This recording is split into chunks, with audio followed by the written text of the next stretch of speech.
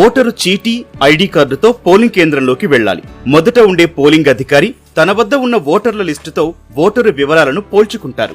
ఆ తర్వాత రెండో పోలింగ్ అధికారి ఓటరు చూపుడు వేలిపై సిరా రాస్తారు.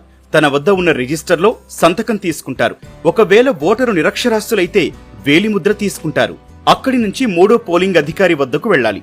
ఆ అధికారి ఓటరు వద్ద ఉన్న చీటీని పరిశీలించి తన వద్ద ఉన్న కంట్రోల్ యూనిట్ మీట నొక్కి ఓటును విడుదల చేస్తారు. ఆ తర్వాత ఓటింగ్ కంపార్ట్మెంట్ కు వెళ్లాలి. బ్యాలెట్ యూనిట్ పై మీకు నచ్చిన పార్టీ అభ్యర్థి పేరు, గుర్తు ఎదురుగా ఉండే బటన్ను నొక్కాలి. ఆ వెంటనే ఓటేసిన గుర్తుకు ఎదురుగా రెడ్ లైట్ వెలుగుతుంది. బీప్ అని సౌండ్ వస్తుంది. పక్కనే ఉండే వీవీప్యాట్ యంత్రంలో మనం ఓటేసిన గుర్తు, అభ్యర్థి పేరుతో స్లిప్ కనిపిస్తుంది. 7 సెకండ్ల తర్వాత ఆ చీటీ సీల్ వేసిన డబ్బాలో పడిపోతుంది. ఆ తర్వాత బీప్ సౌండ్ వస్తుంది. అప్పుడే ఓటు నమోదు ప్రక్రియ ముగుస్తుంది.